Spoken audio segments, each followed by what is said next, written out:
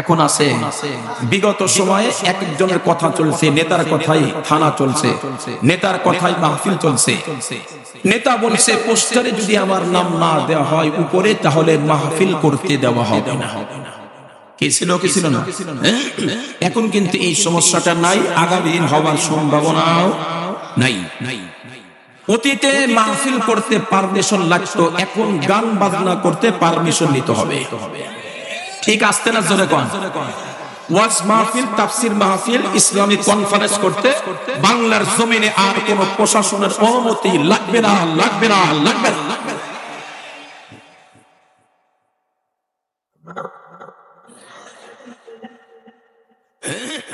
তাহলে একটা পীর সাহেব হাজার মুরিদ সেখানে আপনাদের কালিয়াতে থেকেও যাইতো, আমার মনে আছে যাইতো। উনি পারেন মাদ্রাসা মাসুম বাচ্চারা আমাদেরকে সুন্দর করে জানাজার নামাজ কেমনে পড়ায় এটা আমাদের শিখাইলেন। আরেকটা কথা বলি, বিগত দিনে আমার মাদ্রাসাতে একবার আমি এই ট্রেনিং উপর প্রদর্শনী দেখাইছিলাম। তো সেখানে আওয়ামী লীগের বড় বড় লিডার যারা ছিল ক্ষমতাসীন, কেউ আবার একটা করেন না, বাস্তব কথা বলি, তো ওনারা বলতেছে খুব সুন্দর লাগলো, কিন্তু প্রশ্ন আছে কি জানাজার নামাজটা ওরা শিখাইলো, দেখাইলো আমাদেরকে, এখান থেকে আমরা বুঝলাম বড় হয়া ওরা আমাদেরকে মেরে আমাদেরকে জানাজার নামাজ কেমনে পড়াইবো সেই ট্রেনিং দিচ্ছে। কথা মনে বোঝেন নাই? কি বুঝছেন? বলছে যে ওনারা জানাজার নামাজে পড়া শিখাইলো বা দেখাইলো, এরা ট্রেনিং হচ্ছে মাদ্রাসা, আমাদেরকে ভবিষ্যতে হত্যা করে কেমনে জানাজার নামাজ পড়াইতে হয় সেটা ট্রেনিং হচ্ছে। 16টা বছর কি জ্বালানতে জ্বালাইছে, আমরা এখন জ্বালাবো, ঠিক কিনা? কিন্তু আমরা উশৃঙ্খল না।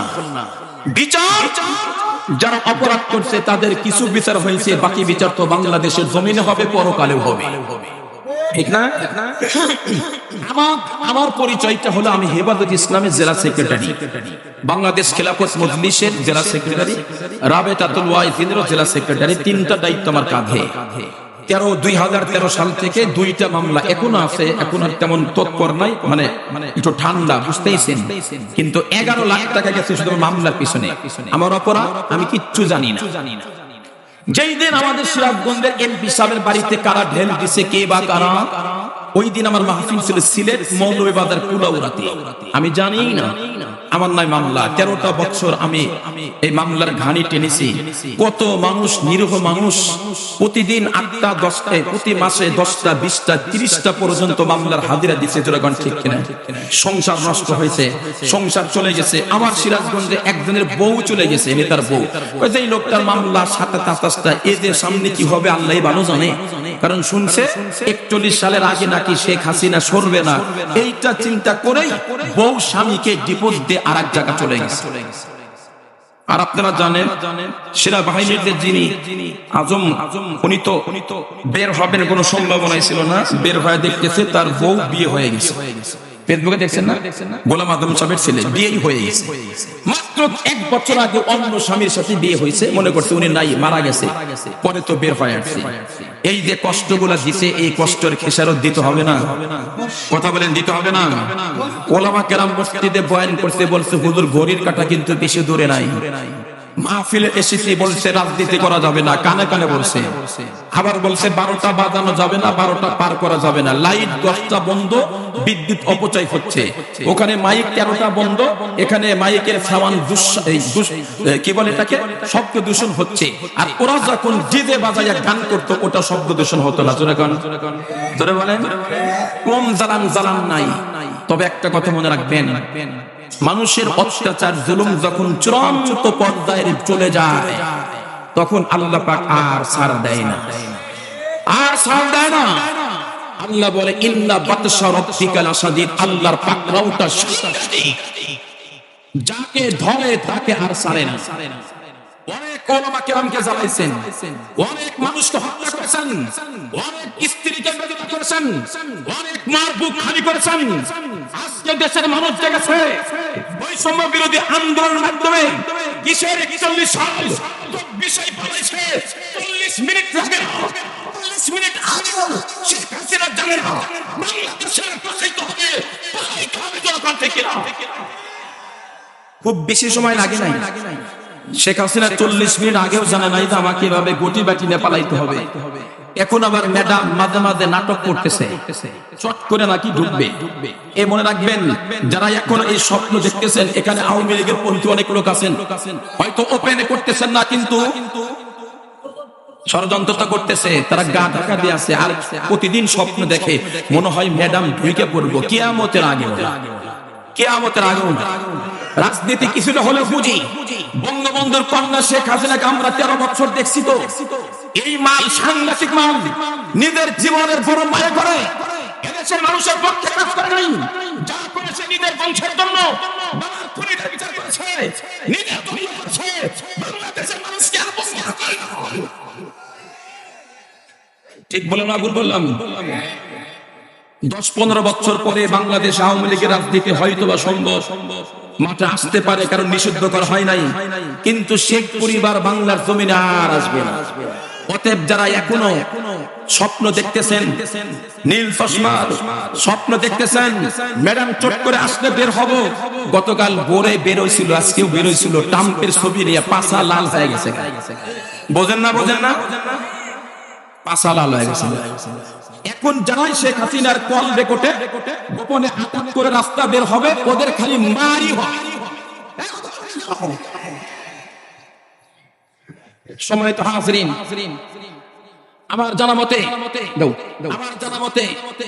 এই বৈষম্য বিরোধী আন্দোলনে প্রায় 700-800 ছাত্র রক্ত ঝরাইছে শেখ হাসিনা।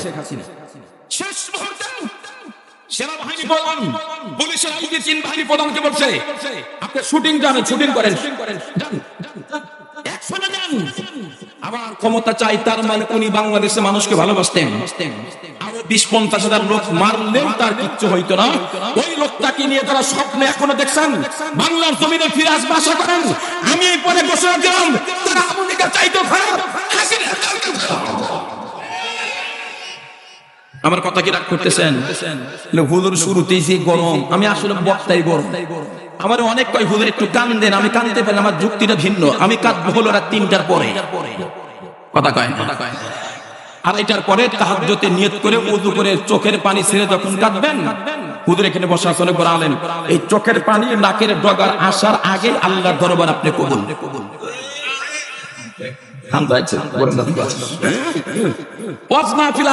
কান্দে, কিন্তু আমরা তো ছোট মানুষ, আল্লাহর ওলি হইতে পারি নাই। আমি কান্দলে সময় নষ্ট করতে পারি না, এটা আমার থিওরি। আমি যা বলবো জরুরি কিছু কথা হবে, ঠিক আছে ইনশাআল্লাহ?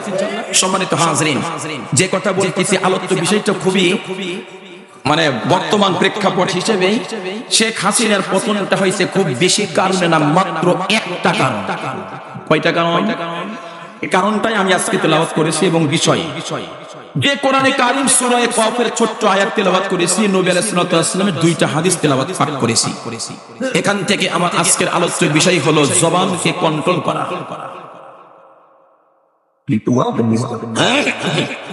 জিহ্বাকে কন্ট্রোল করা।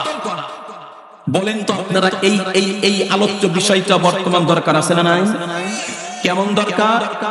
শেখ হাসিনা শুধু একটা কথা বলেছিল, একটা কথা বলেছিল, যত মুক্তিযোদ্ধার সন্তানদের মেধা নাই, যত রাজাকারের বাচ্চার মেধা আছে।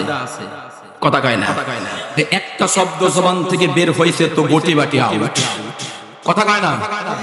আগে আমাদের হুজুরদের রাজাকার বললে আমরা রাখতাম, এখন আর রাখি না, এখন খুশি হই। কারণ এ বাংলাদেশ এখন রাজাকাররা চালাইতেছে, সব মুক্তিযোদ্ধা পালায়ে গেছে। আসতে না জোরে হবে, আর জোরে হবে। রাজাকাররা দেশ চালাইতেছে, মুক্তিযোদ্ধা পালায়ে গেছে, ঠিক কিনা? বাংলাদেশের আসল মুক্তিযোদ্ধারা ভাত পাচ্ছে না, অনেকে আছে যারা আওয়ামী লীগ করছে, মুক্তিযোদ্ধা না, তারাই কেবলমাত্র মুক্তিযোদ্ধার সার্টিফিকেট নিয়ে কাম করাইছে, দেখাইছে।